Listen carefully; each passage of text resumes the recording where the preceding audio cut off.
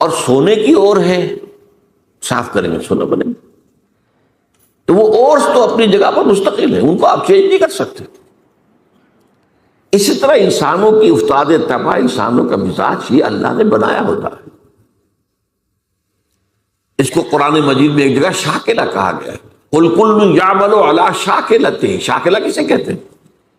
ہمارے مصری لوگ جو ہوتے ہیں جب کوئی شے ڈھالنی ہوتی ہے تو اس کے لیے پہلے پیٹرن بناتے ہیں، اسے پاٹرن کہتے ہیں. پاٹرن تو مصری لوگ پاٹرن کہتے ہیں کہ جس میں پیٹرن ہے، سانچہ پہلے بناؤ گے تب اس میں اس دھات کو پگھلا کے ڈالو گے تو وہ اس کی شکل اختیار کر لے.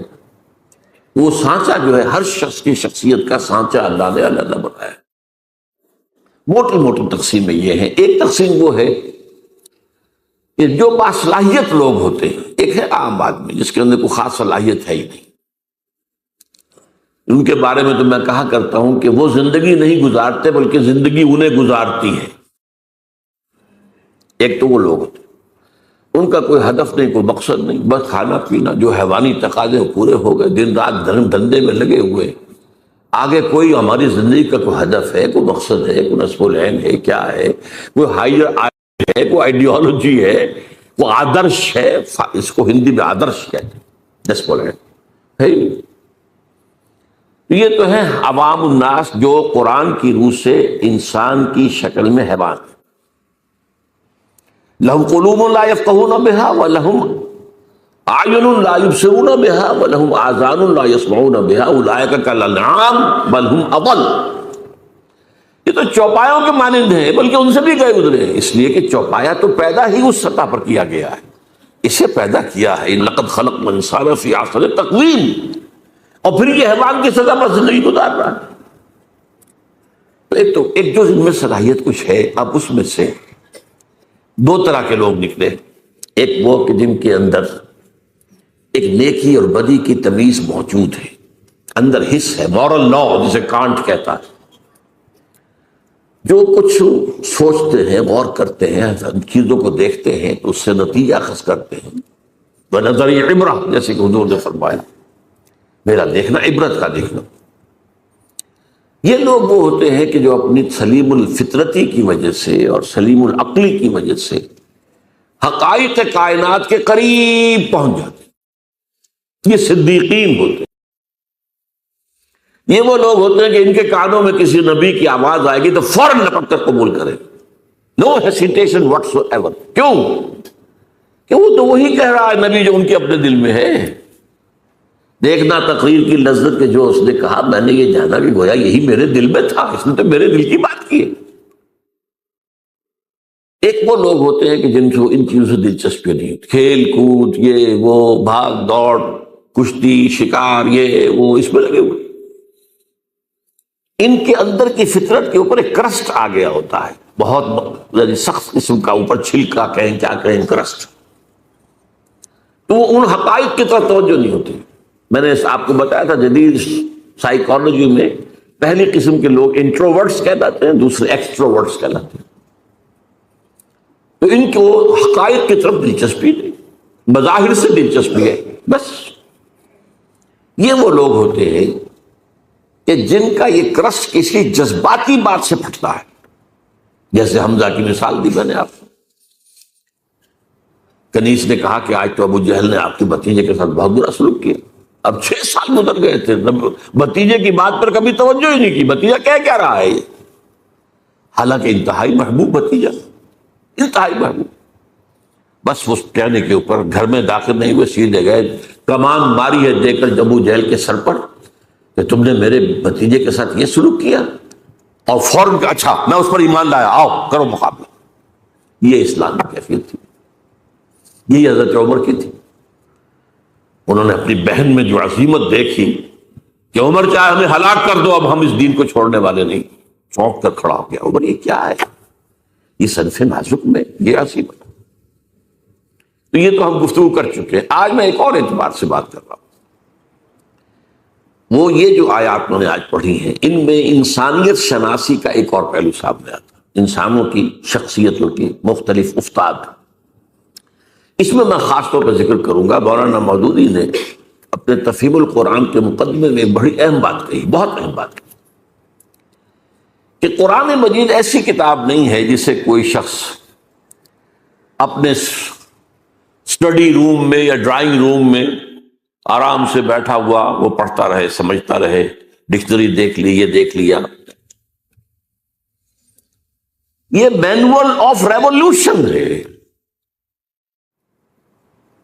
یہ انقلاب کا لائحہ عمل ہے۔ جب تک آپ اس انقلابی عمل میں شامل نہیں ہوں گے اس کی اصل حقیقت آپ پر منکشف ہی نہیں ہوگی۔ وہ تو اس انقلابی عمل کی اس جد و جہد میں پھر آپ پر وہ کیفیات وارد ہوں گی، آپ کو پھر یاد آئے گا او کیا حالات تھے جب حضرت خباب بن الارت آ گئے تھے حضور کے سامنے فریاد لے کر کہ حضور اب تو یہ ہم سے ظلم برداشت نہیں ہو رہے، یہ ٹارچر اب ناقابل برداشت ہو گیا۔ آپ کو کیا سمجھ آئے گی کیا کیفیت تھی اس وقت خباب کی؟ وہ تو آپ اس کیفیت سے خود دوچار ہو، کبھی آپ پر کوئی آزمائش آئی ہو، کبھی آپ کے اوپر کوئی ایسا فیصلہ کن مرحلہ آیا ہو، تبھی تو آپ سمجھیں گے۔ تو قرآن مجید کے علم اور حکمت اور اس کے مفہوم اور معانی کا ایک بہت بڑا اہم گوشہ نہیں کھلتا جب تک کہ آپ یہ نہ سمجھے کہ یہ انقلابی دعوت تھی، اور انقلابی دعوت کے اعتبار سے انسانوں میں 4 قسمیں ہوتی ہیں، وہی نبیین، صدیقین، شہداء، صالحین۔ اب وہ کون سے 4 ہیں؟ دیکھیے پہلے بات سمجھ لیجئے کیونکہ وقت محدود ہے۔ ایک لوگ وہ ہوتے ہیں کہ جب بات سمجھ میں آ گئی ہر کے بعد بات، اب نہ دائیں دیکھنا ہے نہ بائیں دیکھنا ہے، نہ آگے نہ پیچھے، قبول کر لینا ہے بس۔ یعنی وہ لوگ جن میں ہمت ہے، کردار کی طاقت ہے، حوصلہ ہے، مثابرت ہے، مقاومت ہے، ایک وہ لوگ یہ نہیں دیکھتے کوئی اور بھی چل رہا کہ نہیں چل رہا، وہ چلے تو چلے، نہیں چلے مجھے تو چلنا، مجھ پر تو حق باتیں ہوگی، بات ختم ہوگی۔ اب کوئی مفاد، کوئی چودراہٹ، کوئی حیثیت، اس کو نہ اندیشہ پہنچ جائے، اس کو نہ خطرہ ہو جائے۔ جیسے وہ نجران کے عیسائیوں کا وفد آیا تھا تو 2 بھائی تھے ٹاپ کے، ان کے بڑے اسقف، تو وہ جب حضور نے مباہلے کا چیلنج دیا تو پھر بھاگ گئے، رات چلے گئے، ورنہ 70 افراد کا نجران کا وفد آیا تھا۔ واپسی پر ایک بھائی، چھوٹے بھائی کے گھوڑے نے ٹھوکر کھائی، اور اس نے کہا اسلام عد، ہلاک ہو جائے وہ دور والا۔ بڑے نے کہا یہ دور والا تم نے کسے کہا ہے؟ کہا محمد کو۔ معاذ اللہ مت کہنا، یہ وہ تو نبی ہے۔ انہوں نے کہا پھر نبی ہے تو مانا کیوں نہیں تم نے؟ کہنے لگے دیکھو ہمیں قیصر روم نے بڑی سہولتیں دے رکھی ہیں، بڑی مراعات دے رکھی، ہماری بڑی حیثیت ہے، اگر ہم اس کو مان لیں گے تو گئے ہم تو۔ اب یہ انداز اور ہے۔ ایک میں جو بتا رہا ہوں وہ کیا ہے کہ بات دل میں اتر گئی، حق نے، دل نے گواہی دے دی کہ حق ہے، اب کوئی دائیں بائیں دیکھنا نہیں، کوئی اور ہے کہ نہیں ہے، کوئی چل رہا ہے نہیں چل رہا ہے، کیا امکانات ہیں، کیا کوئی حساب کتاب کر کے کیا امکانات ہیں، کامیابی کے کتنے فیصد امکان، کچھ نہیں، حق ہے، اور حق کا یہ حق ہے کہ اسے قبول کیا جائے۔ اور پھر ہر کے بعد آباد، یہ ہر کے بعد آباد جو کہتے ہیں کیا ہے، یہ اصل ایک شعر ہے۔ ہر کے بعد آباد، ماں کشتی درآب انداختیں، ہم نے تو کشتی ڈال دی ہے، اب یہ کشتی ڈوبے گی تو ہم بھی ڈوبیں گے، یہ تیرے گی تو ہم تیریں گے۔ Total identification with a cause, کسی مقصد کے لیے، کسی نصب العین کے لیے، ٹوٹل آئیڈینٹیفیکیشن، یہ ایک طرح کے لوگ۔ پھر دوسرے نمبر پر آتے ہیں جو حق سمجھ میں تو آ گیا، ویسے بھی ہمت میں بھی کچھ کمی زیادہ نہیں، لیکن وہ دیکھتے ذرا کچھ اور بھی لوگ چلیں، کچھ ابھی تو یہ راستہ ہی پتہ نہیں کیسا آگے آنے والا ہے۔ اچھا 2-4 آدمی آگے چلتے نظر آئے تو حوصلہ ہو جاتا ہے کہ چل رہے ہیں اور بھی چل رہے ہیں۔ جیسے آپ کہتے ہیں انچارٹرڈ سیز، ایسے بھی سمندر ہوتے ہیں جن کے بارے میں پتہ نہیں ہوتا ادھر چٹانیں ہیں کیا ہے، وہ تو جو بنے ہوئے ہوتے ہیں ان کے نقشے، اسی کے مطابق جہاز جلد چلتے ہیں، ادھر ادھر تو نہیں جائیں گے، کیا پتا زیر زمین جو ہے چٹانیں، تو بھاگے کیا ہے، کیا ہوگا، کیسے ہوگا، کچھ پتہ نہیں ہے۔ تو یہ لوگ ذرا جھجکتے ہیں، کھڑے رہتے ہیں، سوچتے ہیں۔ لیکن جب یہ السابقون الاولون جب پیش قدمی کر کے آگے بڑھ جاتے ہیں، اب ان کی بھی ہمت جو ہے آتی، بھائی ٹھیک ہے انہوں نے چھلانگ لگا دی، ہم بھی لگا دی، لیکن ہوتے ہیں خلوص کے ساتھ، ان میں تھوڑی سی تاخیر تو ہو جاتی ہے، تھوڑا سا دائیں بائیں کی سوچ تو ہے، کچھ اور بھی ہوں، میرے دائیں بھی کوئی چلنے والا ہو، بائیں بھی چلنے والا ہو، جیسے جنگ میں آپ کو معلوم ہے ہمیشہ دیکھا جاتا ہے میرے دائیں بائیں کون ہے، یہ دائیں بائیں بھی مضبوط ہے کہ نہیں ہے، کمزور آدمی نہ کھڑا ہو۔ اس حوالے سے یہ ہیں وہ لوگ کہ جو پیروی کرتے ہیں ان اگلوں کی، ایک ہے حق کی پیروی، آگے کوئی نہیں نظر آ رہا لیکن حق حق ہے، قبول کیا بس۔ تو ان کو کہا والسابقون الاولون من المہاجرین والانصار، پہلے پہل سبقت کرنے والے مہاجرین اور انصار میں سے۔ اب اس میں دیکھیے زمانی اعتبار سے تو 10 سال کا فرق ہے، انصار میں پہلا مسلمان بھی جو ہے وہ مکے کے پہلے مسلمان کے 10 سال بعد ایمان لائے، دعوت نہیں پہنچی تھی، وہ تو جو عام الحزن ہے 10واں سال حضور کا، جب بعثت کے بعد، اس کے بعد جو ہے وہ 7 آدمی خزرج کے ایمان لائے ہیں، پھر وہاں پر، لیکن پھر وہاں پر یہ دعوت جو ہے جنگل کی آگ کی طرح پھیل گئی۔ نتیجہ یہ ہے کہ یثرب کہلاتا تھا، اب وہ مدینۃ النبی بن گیا، مدینہ بن گیا۔ ایک وہ لوگ ہوتے ہیں والسابقون الاولون، انصار میں سے بھی ہے وہ لوگ تھے جن کے سامنے جیسے ہی دعوت آئی فوراً قبول کر لیا، وہ سابقون الاولون میں سے تھے، چاہے ابو بکر سے 10 سال جونیئر ہوں گے، لیکن یہ کہ بہرحال ان کے سامنے جب بھی دعوت آئی ہے اس کے اعتبار سے ان کا وہ جو رد عمل تھا وہ کیا تھا، فوراً حاضر۔ والسابقون الاولون من المہاجرین والانصار، یہ سابقون الاولون مہاجرین میں بھی ہیں، انصار میں بھی، والذین اتبعوہم باحسان، اور وہ لوگ جنہوں نے ان کی پیروی کی لیکن خوبصورتی کے ساتھ کی، انہوں نے پورے دل کے ساتھ پھر ان کی وہ کر تو رہے، پیروی کر رہے، آگے چلنے والوں کے جو ہے ان کے تو رتبے جو ہے پھر بہت بڑے آگے ہیں، بہت ان کے رتبے ہیں سوا، لیکن یہ کہ بہرحال یہ بھی خلوص کے ساتھ چلنے والے، صحیح چلنے والے، پوری شخصیت کو لے کر چلنے والے۔ فرمایا رضی اللہ عنہ، یہ 2 کیٹیگریز تو وہ ہیں جن کو اب یہ سند اللہ دے رہا، اللہ ان سے راضی ہو گیا، ورضوا عنہ، اور وہ اللہ سے راضی ہو گئے۔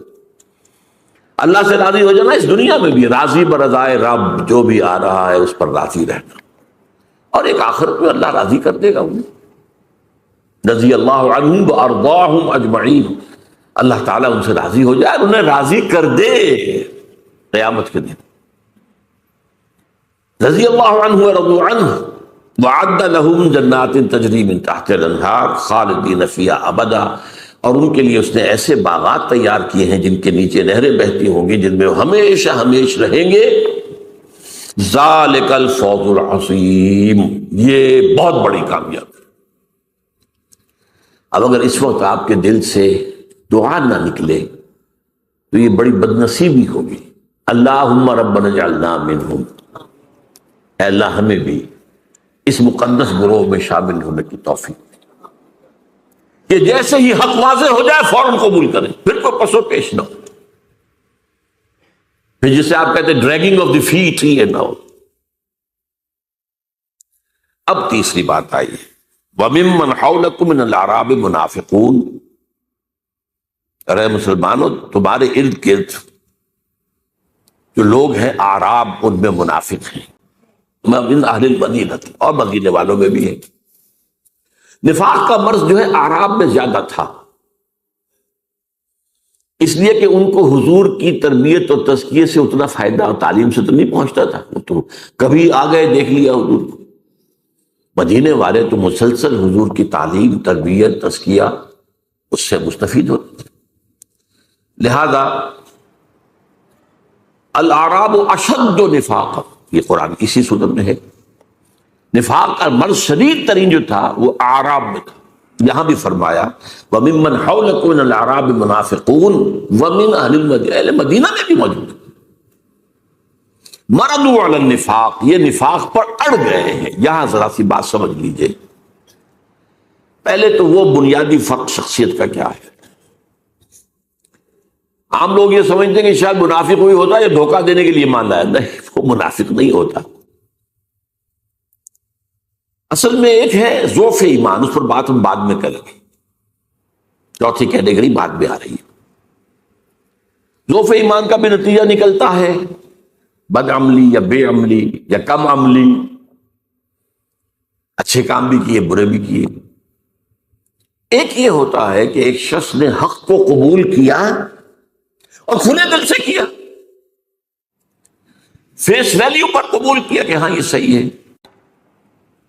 لیکن اب اگر مرحلہ آ گیا تو قربانی کا مطالبہ تو چھٹک گئے. جان عزیز ہے، مال عزیز ہے، ان میں وہ ہمت نہیں ہے، وہ قطعیت نہیں ہے، وہ ہر سے بالا بعد والی بات نہیں ہے، بلکہ دیکھ بھال کے دائیں دیکھو بائیں دیکھو بھائی، اپنے نفع نقصان کو بھی پہنچانو، خطرات سے بھی بچو، جان بچاؤ، چلو چلو چلو، لیکن بچ بچ کے چلو، بچ بچ کے چلو. اس کا بڑا خوبصورت نقشہ سورہ حج میں کھینچا ہے. وَمِنَ النَّاسِ مَن يَعْبُدُ اللَّهَ عَلَىٰ حَرْفٍ، لوگوں میں سے ایسے بھی ہیں جو کنارے کنارے اللہ کی بندگی کرنا چاہتے، مجدھار میں نہ جانا، بچ کر چلو. ایک وہ ہے تو بچا بچا کے نہ رکھ اسے، تیرا آئینہ ہے وہ آئینہ کہ شکست نہ ہو تو عزیز تر ہے نگاہ آئینہ ساز میں. اب یہاں سے اصل میں اس کو قرآن کہتا ہے مرض، بیماری. نفاق کے پھر مراحل ہیں. پہلا مرحلہ تو کیا ہوتا ہے کہ انسان سے کوتاہی ہو گئی اور اس کے بعد جھوٹا بہانہ بنا دیا، نفاق شروع ہو گیا. اگر کوتاہی ہوئی اور مان لیا تو یہ نفاق نہیں ہے. مان لیا، توبہ کی، حضور کی خدمت میں بھی حاضر ہو گئے، حضور میں اعتراف کرتا ہوں مجھ سے کوتاہی ہوئی ہے، میرے لیے اللہ سے دعا کی، استغفار کی، یہ نفاق نہیں ہے. یہ ضعف ایمان ہے، وہ جو میں عرض کر رہا ہوں کہ فورتھ کیٹیگری. لیکن جب جھوٹ بولا نفاق شروع ہوئے. اور جیسے ٹی بی کے بارے میں مشہور تھا کسی زمانے میں 3 سٹیجز، فرسٹ سیکنڈ تھرڈ میں آ گئی تو کوئی توقع ہی نہیں بچنے کی. اسی طرح اس کی بھی 3 سٹیجز. صرف جھوٹ پر مبنی پہلی سٹیج، پھر جھوٹی قسم، چونکہ جب دیکھا میں نے بار بار بہانہ بنایا جھوٹا، اب لوگ مسکرانے لگتے ہیں میری بات سن کر، وہ سمجھتے ہیں کہ یہ تو اس کا تو کہاں بھی بہانے بنانا. تو خدا کی قسم، اللہ کی قسم، اللہ کو حاضر ناظر جان کر کہہ رہا ہوں، میری یہ مجبوری ہے، میری بیوی بستر مرگ پر پڑی ہے، میرا فلاں یہ، میں جنگ میں نہیں جا سکتا، میں یہ نہیں کر سکتا. مگر قسمیں اتخذوا ایمانہم جنۃ، انہوں نے اپنی قسموں کو ڈھال بنا لیا. اور تیسری سٹیج ہوتی تھی جبکہ دل میں بغض پیدا ہو جائے، یہ نبی نے ہمیں کس مصیبت میں ڈال دیا. ایک صاحب ایمان سابق الاولون وہ کہتے تھے نبی کا احسان تو ہم اتار ہی نہیں سکتے، انہوں نے ہمیں سیدھا راستہ دکھایا، وہ تو ہمارے محسن ہے، محسن اعظم. اب یہ کیا کہتے ہیں ہمیں کس مصیبت میں ڈال دیا اس محمد نے آ کر صلی اللہ علیہ وسلم. خطرے ہی خطرے. اور وہ ان لوگوں کے بارے میں کہتے تھے یہ بے وقوف فینیٹکس ہے. آج کا لفظ فینیٹکس، یہ پاگل ہے. وَإِذَا قِيلَ لَهُمْ آمِنُوا كَمَا آمَنَ النَّاسُ قَالُوا أَنُؤْمِنُ كَمَا آمَنَ السُّفَهَاءُ. اللہ کے بندو تم ایمان لائے ہو تو جیسے اور لوگ ایمان لائے ویسے ہی مان لاؤ، پھر سنو اور مانو، اطاعت کرو، قربانیاں دو.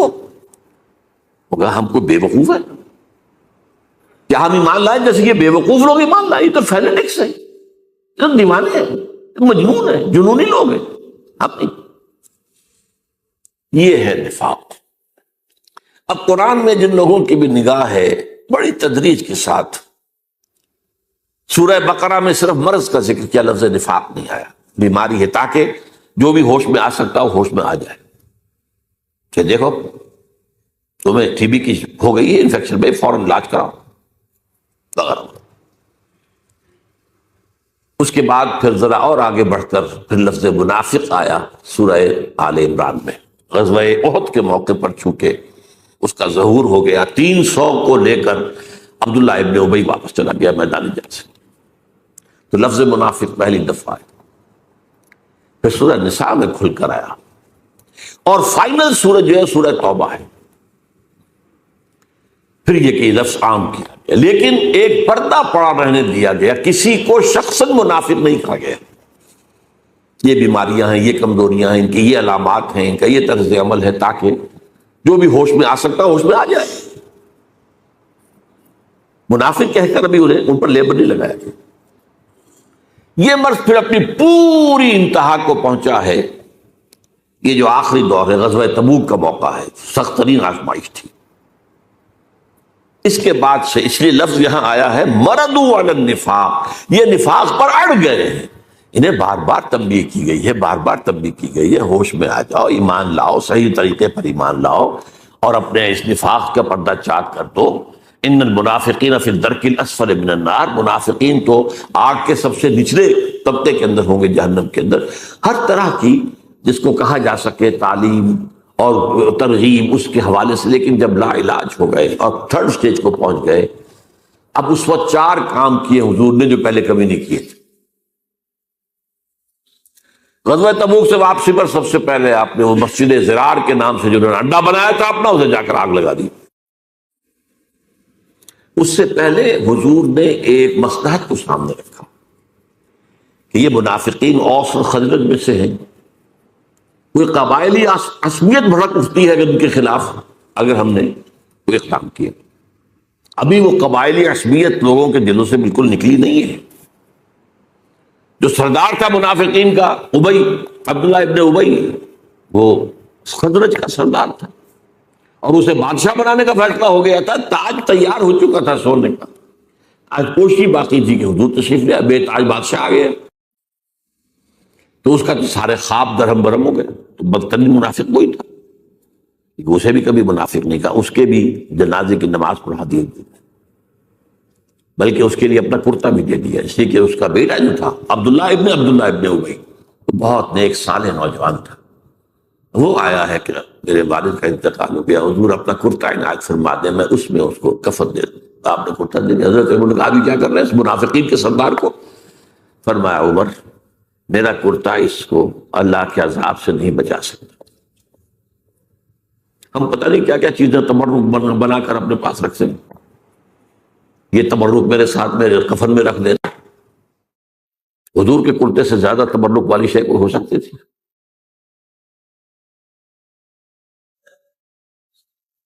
فرمایا میرا کرتا اسے عذاب سے نہیں بچا سکتا.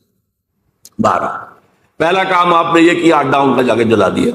حالانکہ ایک اشتعال مسجد جلا دی. مسجد ہو سکتا تھا کہ نہیں تھا, نام تو مسجد تھا نا, مسجد, لیکن تھا وہ اڈا منافقت. دوسرا کام یہ کیا کہ آپ نے پردہ چاک کر دیا. حضرت عمر کی روایت ہے رضی اللہ تعالیٰ عنہ کہ جمعے میں آپ نے ممبر سے کہا فلاں ابن فلاں نکل جاؤ تم منافق ہو, فلاں ابن فلاں نکل جاؤ ہماری مسجد سے تم منافق. 36 انسانوں کو آپ نے اس طرح نکل دیا.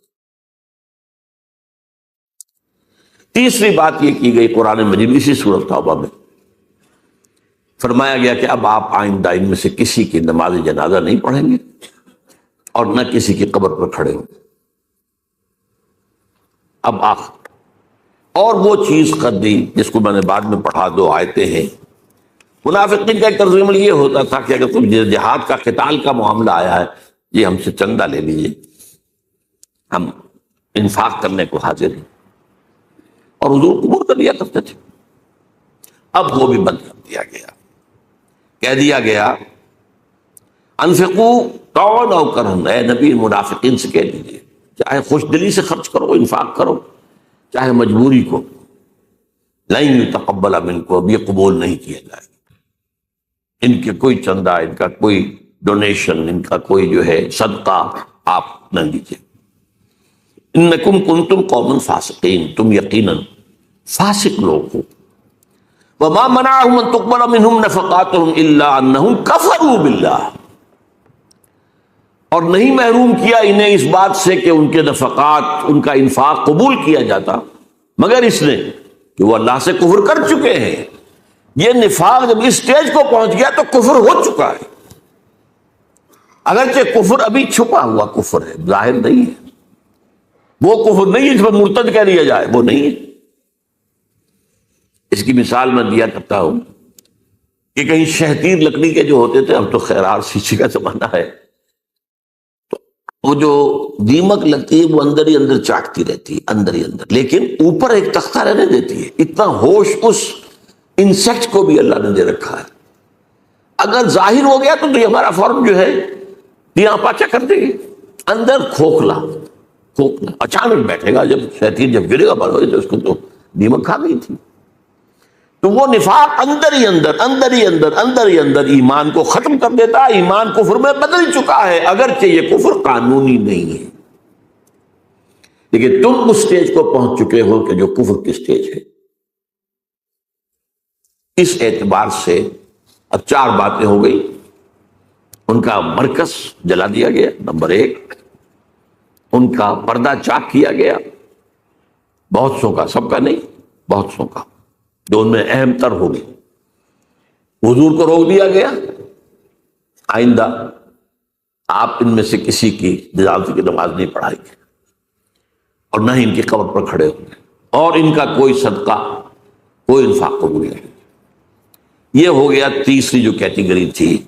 وَمِمَّنْ حَوْلَكُم مِّنَ الْأَعْرَابِ مُنَافِقُونَ وَمِنْ أَهْلِ الْمَدِينَةِ مَرَدُوا عَلَى النِّفَاقِ نَحْنُ نَعْلَمُهُمْ سَنُعَذِّبُهُمْ مَرَّتَيْنِ، ہم انہیں دوبارہ 2 مرتبہ عذاب دیں گے، ثُمَّ يُرَدُّونَ إِلَىٰ عَذَابٍ عَظِيمٍ، اور پھر وہ بڑے عذاب میں ڈال دیے جائیں گے۔ آخرت کا عذاب بڑا ہے، اس سے پہلے برزخ کا عذاب ہے، اس سے پہلے دنیا میں بھی عذاب ہے۔ جو پردہ چاک ہوا، جو رسوائی ہوئی، یہ ساری کی ساری چیزیں ان کے لیے عذاب کے درجے میں تھی کہ نہیں تھی۔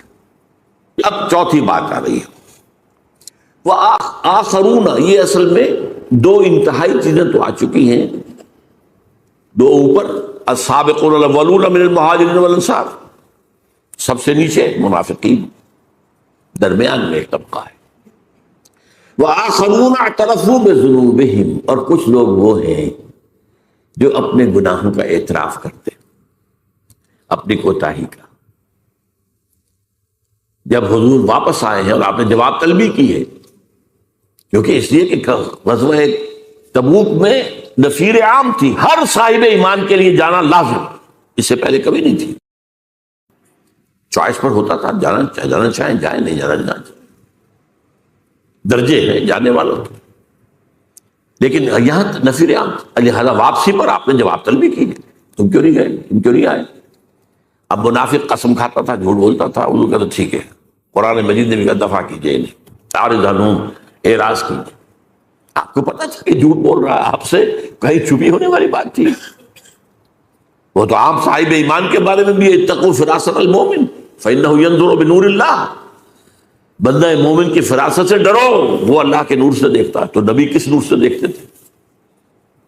لیکن ٹھیک ہے، جائیے، اہل ایمان ابو حضور کوئی عذر نہیں ہے۔ میرے پاس بھی کعب ابن مالک کی بڑی لمبی حدیث ہے بخاری شریف کی کہ حضور میرے پاس بھی زبان ہے، میں بھی جھوٹ بول سکتا تھا، بہانے بنا سکتا تھا، لیکن میں تسلیم کرتا ہوں کہ جتنا صحت مند میں اس وقت تھا کبھی نہیں تھا، کوئی بیماری نہیں تھی، اور جتنا غنی میں اس وقت تھا اس سے پہلے کبھی نہیں تھا۔ یہ بھی نہیں تھا کہ میرے پاس زیادہ راہ نہیں تھا، بس مجھے میرے نفس نے چکمہ دیا کہ تمہاری سانڈنی جو ہے بڑی طاقتور ہے، مضبوط ہے، یہ رسول اللہ تو چلیں گے 30,000 کا لشکر لے کر، تو بڑی سلو رفتار ہوگی نا، تم 2-4 دن اور ٹھنڈی چھاؤں گھر کی راحتیں جو ہے ان سے مستفید ہو رہے، پھر تیزی کے ساتھ دوڑتے ہوئے جا کے مل جانا۔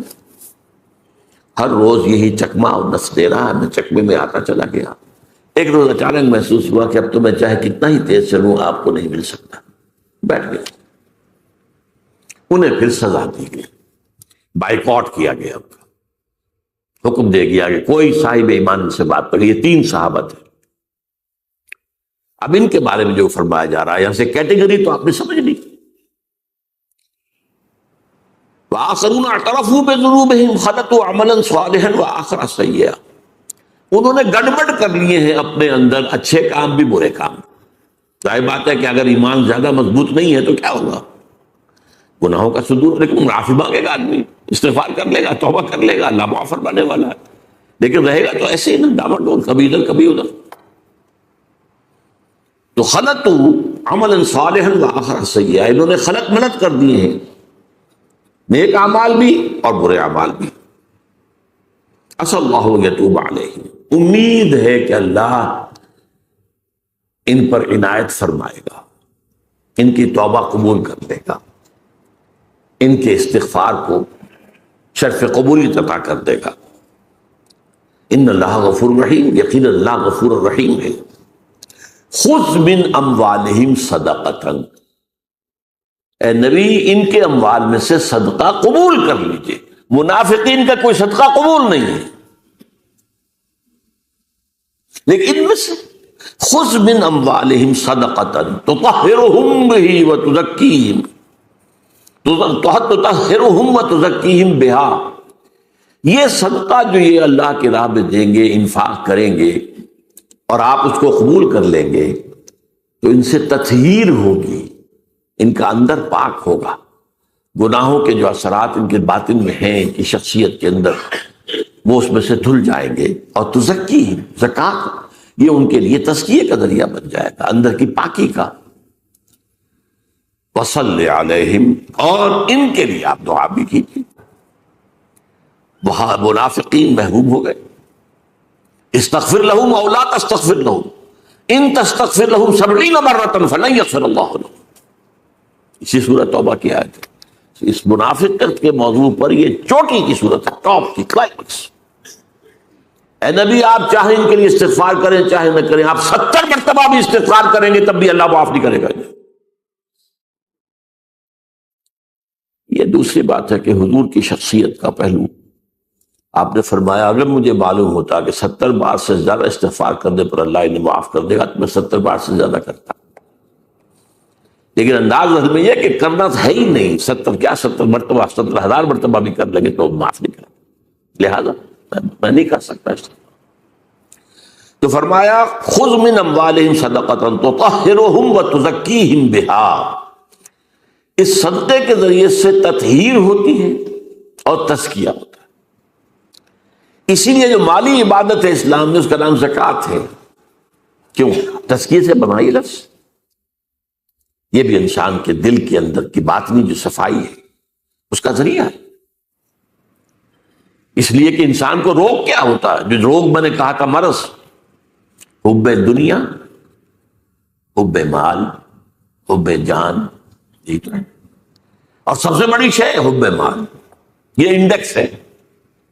جتنی محبت ہوگی مال کی اتنی ہی نفاق کا امکان ہوگا زیادہ. لہذا یہ مال نکالو نکالو نکالو نکالو نکالو، دو اللہ کا. اسی سے تزکیہ ہوگا، اسی سے اندرونی پاکیزگی ہوگی. خذ من اموالہم صدقۃ تطہرہم وتزکیہم بہا وصلی علیہم، اور ان کے لیے دعا کیجیے.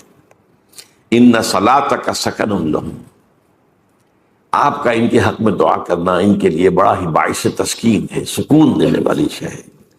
ظاہر بات ہے ان کے اندر تو اب ایک خلجان ہے نا، میں یہ کیا کر بیٹھا، کیا مجھ سے غلطی ہو گئی ہے. یہ ساری چیزیں جو اندر کی کیفیات ہیں، تو جیسے ہم کہتے ہیں کہ زخم کے اوپر پھاہا رکھ دیا گیا، تو ایسے ہی آپ کی جو ان کے لیے آپ کا استغفار جو ہے سکن لہم، وہ ان کے تسکین کا ذریعہ بنے گا. واللہ واسع علیم، اور اللہ یقیناً بہت وسعت والا اور جاننے والا ہے.